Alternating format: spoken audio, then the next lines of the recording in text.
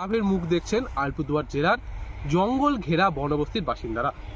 আলিপুরদুয়ার জেলার ম্যান্দাবাড়ি, উত্তর ম্যান্দাবাড়ি এলাকায় বর্তমানে কিন্তু অন্যান্য বারের তুলনায় অনেকটাই বেড়েছে সরষা চাষ। বাসিন্দারা যেটা জানাচ্ছেন, ধান, পাট সহ অন্যান্য ফসল চাষে কিন্তু একটা হাতির উপদ্রব লেগেই থাকে এই জঙ্গল সংলগ্ন এলাকায়। ফলে তারা ফসল কিন্তু ঘরে তুলতে পারেন না, জমিতেই অনেক ফসল নষ্ট হয়ে যায়, হাতি খেয়ে নেয়। তবে এই সরষা চাষে হাতির মুখে কিন্তু রচে না এই সরষা বলে দাবি এই বনবস্তির বাসিন্দাদের। ফলে কিন্তু দিন দিন এই এলাকায় বেড়ে চলেছে শসা চাষ। অন্যান্য চাষ এই এলাকার কৃষকরা ছাড়লেও শসা চাষ কিন্তু তারা করছেন। পাশাপাশি মৌমাছিকে কিন্তু ঢাল করে এই শসা চাষ তারা করে চলেছেন। একদিকে যেমন এই সরষা হাতির মুখে রচে না, তেমনই এই মৌমাছিকে কিন্তু অনেকটাই হাতি ভয় পায়। ফলে সেই ফসল নষ্ট হওয়ার সম্ভাবনা খুবই কম। সেই জন্য এলাকায় প্রতি বছরই কিন্তু কয়েকশো বিঘা বাড়ছে এই সরষা চাষ।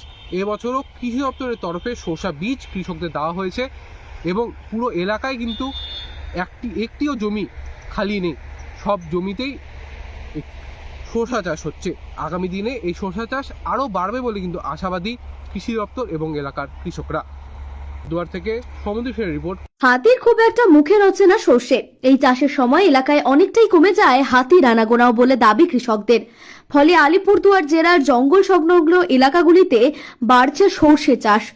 পাশাপাশি মৌমাছিকে ঢাল করেও ম্যান্দাবাড়ির রাভাবস্তির মতো জলদাপাড়া জঙ্গল ঘেরা এলাকায় প্রতি বছর বেড়ে চলেছে এই চাষের সংখ্যা।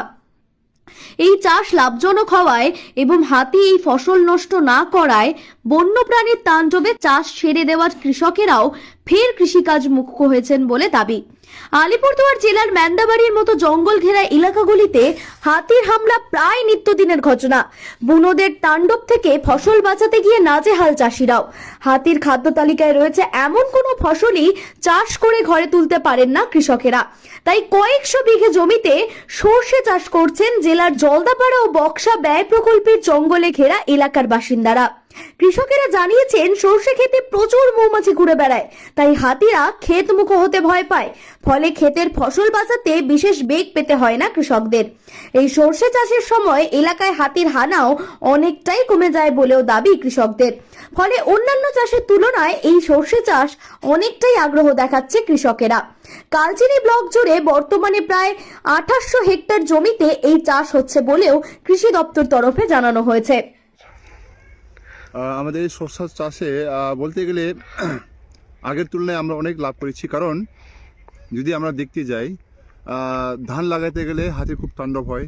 আমাদের ধান ঠিক মতন আমরা যে পরিমাণে আমাদের পাওয়া উচিত সেই পরিমাণে আমরা ধান পাই না। তাই আমরা এবার যা দেখছি সরষাতে তার ঠিক বিপরীত হচ্ছে। বিপরীত বলতে গেলে সরষাতে হাতি কোনো খায় না, হাতি আমাদের শস্য নষ্ট করে না। সেই জন্য আর তার উপরে আমরা এখানে যদি আমরা চেষ্টা করি তাহলে একটা মৌমাছির চাষও করতে পারি, আমরা সরকার দিকে পাই।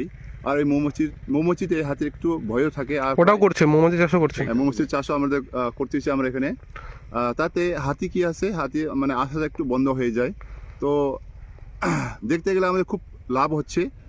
সেই জন্য আমরা এখন কি করতেছি, আগের তুলনায় আমরা দিন প্রতিদিন আমরা এই সরষা চাষের দিকে আমরা এগিয়ে যাচ্ছি। ও এইবারে তো সরষার দিকে আমরা পুরো ধ্যান দিলাম। এর আগে বছরে ছিল অর্ধেক মানে চাষ করতাম, এইবারে পুরাটাই আমরা চাষ করলাম। কারণ একটু লাভের মানে হিসাবটা দেখলাম, তো ওইটার জন্য যত জমি আছে সব টোটালটাই আমরা চাষ করলাম। এখন আগে কত বিঘা হতো আর এখন কত বিঘা হচ্ছে টোটাল এলাকায়? আগে ছিল মোটামুটি 70 বিঘা ছিল, এখন 150 বিঘার। উত্তর ম্যান্দাবাড়িতে? হ্যাঁ, উত্তর ম্যান্দাবাড়ি জাস্ট আমাদের রাভাবস্তিতেই, শুধু রাভাবস্তিতে? রাভাবস্তিতেই। কি কারণে এত চাষ বাড়ছে দিন দিন?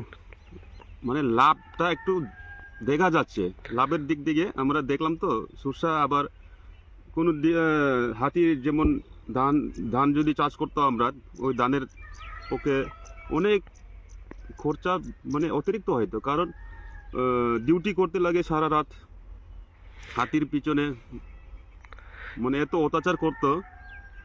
সরষা কি নষ্ট করে না হাতি? সরষা নষ্ট করে না? সরষা খায় না। মানে এই সরষার সময়টা কি তাহলে হাতির হানা বন্ধ থাকে এলাকায়?